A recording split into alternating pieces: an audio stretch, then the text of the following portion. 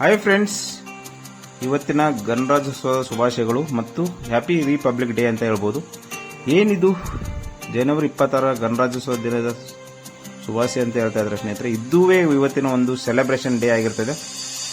The constitution of India 1950ರಲ್ಲಿ ನಮ್ಗೆ ಸಿಕ್ಕಾಗ first ಪೆರೇಡ್ನಲ್ಲಿ doctor Rajendra Prasad ಅವರು ಈ ಸೆಲೆಬ್ರೇಷನ್ನಲ್ಲಿ ಭಾಗಿಯಾಗಿದ್ದರು. ಹಾಗೆ ಇವತ್ತಿನ ಪೆರೇಡ್ ಹೇಗಿರುತ್ತೆ ಅನ್ನೋದು ನಾನು ನಿಮಗೆ ಎಕ್ಸ್ಪ್ಲೇನ್ ಮಾಡ್ತೀನಿ. ಮುಂಜಾನೆ ಮಂಜು ಮುಸುಕಿದ ವಾತಾವರಣದಲ್ಲಿ ಮಕ್ಕಳು ರೆಡಿಯಾಗಿ ಈ ಪೆರೇಡ್ನಲ್ಲಿ ಬಂದು ಭಾಗವಹಿಸಿರೋದು ಒಂದು ನಿಮಗೆ ನಾನು ಝಲಕ್ ತೋರಿಸ್ತೀನಿ ಸ್ನೇಹಿತರೆ.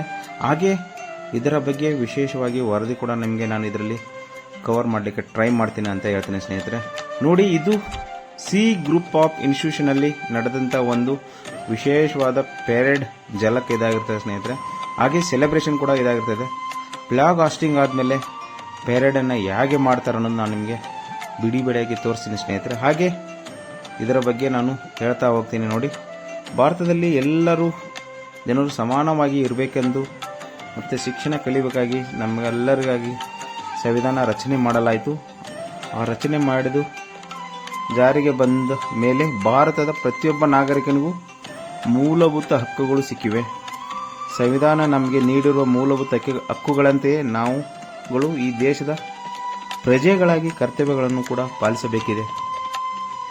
ಈ ಸಂವಿಧಾನದ ನಿಯಮಗಳನ್ನು ಉಲ್ಲಂಘಿಸದೆ ದೇಶ ಸೇವೆಗೆ ಸದಾ ಸಿದ್ಧರಾಗಬೇಕಾಗಿದೆ ಅನ್ನೋದು ಒಂದು ವಿಶೇಷ.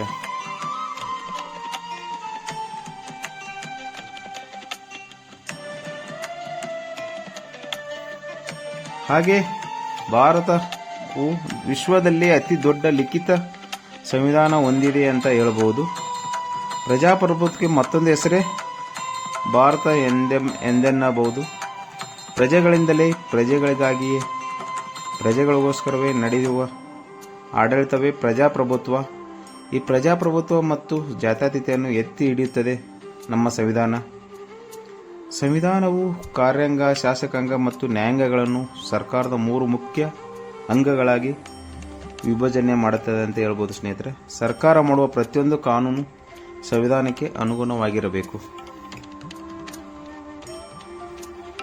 ನಮಗೆಲ್ಲ ತಿಳಿದಿರುವ ಹಾಗೆ 1950ರ ಜನವರಿ 26ರಂದು ಭಾರತ ಸಂವಿಧಾನ ಜಾರಿಗೆ ಬಂತು ಅಂತ ಹೇಳ್ಬೋದು ಸ್ನೇಹಿತರೆ. ಭಾರತ ಸಂವಿಧಾನ ರಚನೆಗಾಗಿ ಸ್ಥಾಪಿಸಲಾದ ಕರಡು ಸಮಿತಿ ಅಧ್ಯಕ್ಷರಾಗಿದ್ದ ಡಾಕ್ಟರ್ BR ಅಂಬೇಡ್ಕರ್ ಅವರನ್ನು ಭಾರತ ಸಂವಿಧಾನದ ಪಿತಾಮಹ ಎಂದೇ ಕರೆಯುತ್ತೇವೆ. ಏಕೆಂದರೆ ದೇಶದ ವ್ಯವಸ್ಥಿತ ಹಾಗೂ ಅರ್ಥಪೂರ್ಣ ಸಂವಿಧಾನವನ್ನು ರಚಿಸಿ ಜಾರಿಗೆ ತರುವಲ್ಲಿ ಇವರ ಶ್ರಮ ಅಪಾರ ಅಂತ ಹೇಳ್ಬೋದು. ಡಾಕ್ಟರ್ ರಾಜೇಂದ್ರ ಪ್ರಸಾದ್ ಅವರು ಸಂವಿಧಾನ ಸಭೆಯ ಅಧ್ಯಕ್ಷರಾಗಿದ್ದರು.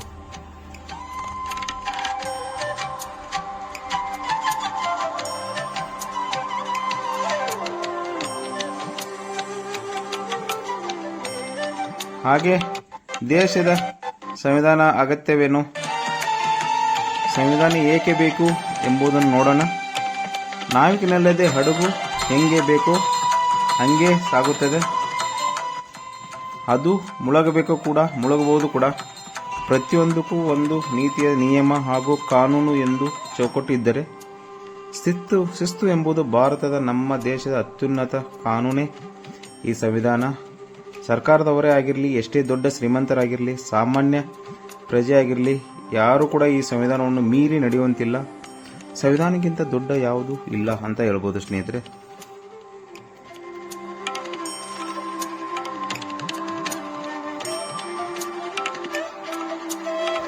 ಹಾಗೆ ಸ್ನೇಹಿತರೆ, ಭಾರತ ಮೂಲ ಸಂವಿಧಾನವನ್ನು ಕೈ ಬರಹದಲ್ಲಿ ಬರೆಯಲಾಗಿದೆ. ಇದನ್ನು ಭಾರತದ ರಾಜಧಾನಿ ನವದೆಹಲಿಯಲ್ಲಿ ಇರತಕ್ಕಂಥ ಒಂದು ಸಂಸತ್ ಭವನದಲ್ಲಿ ಜೋಪಾನವಾಗಿ ಇಡಲಾಗಿದೆ.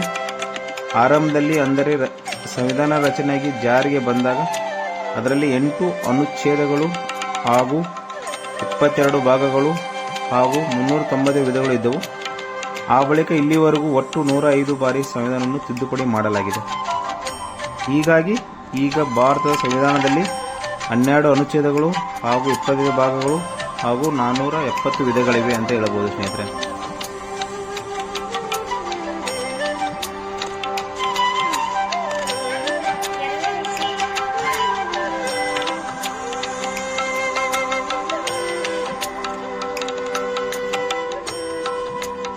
ಸ್ನೇಹಿತರೆ, ಭಾರತ ಸ್ವಾತಂತ್ರ್ಯ ಪಡೆದ ದಿನದಂದು ದೇಶದ ಪ್ರಧಾನಮಂತ್ರಿ ಕೆಂಪುಕೋಟೆಯಲ್ಲಿ ಧ್ವಜಾರೋಹಣ ನೆರವೇರಿಸಿ ಭಾಷಣ ಮಾಡುತ್ತಾರೆ.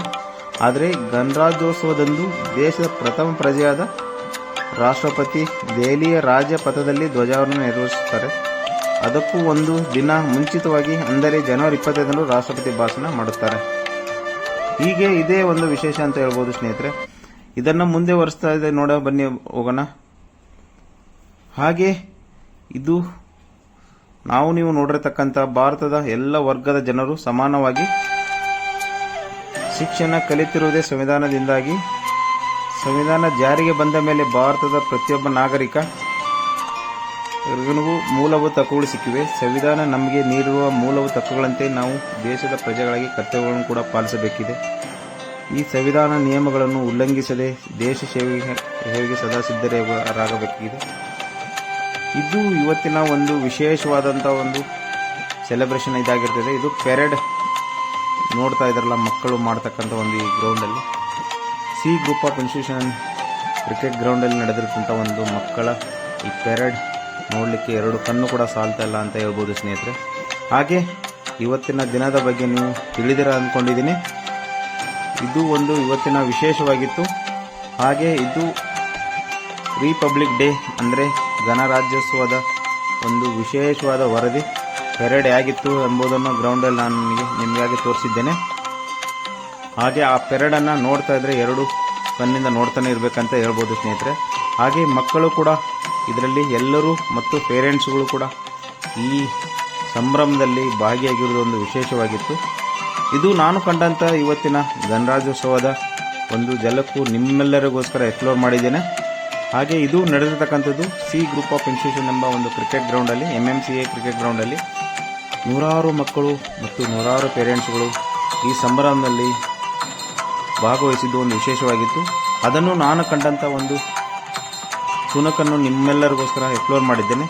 ಹಾಗೆ ಅಲ್ಲಿ ಪಕ್ಕದಲ್ಲೇ ಮಕ್ಕಳು ಪ್ರಾಕ್ಟೀಸ್ ಕೂಡ ನಾನು ನಿಮಗೋಸ್ಕರ ತೋರಿಸ್ತಾ ಇದ್ದೇನೆ. ನೋಡಿ ಸ್ನೇಹಿತರೆ, ಇದು ಕೂಡ MMCA ಮಕ್ಕಳು ಪ್ರಾಕ್ಟೀಸ್ ಮಾಡತಕ್ಕಂಥ ಒಂದು ವಿಶೇಷವಾದ ಒಂದು ತುಣುಕು ಕೂಡ ಇದಾಗಿರ್ತದೆ. ಇದು ಇವತ್ತಿನ ನಾನು ಕಂಡಂಥ ಒಂದು ವಿಶೇಷವಾದ ಒಂದು ವರದಿ. ಅದನ್ನು ನಿಮ್ಮೆಲ್ಲರಿಗೋಸ್ಕರ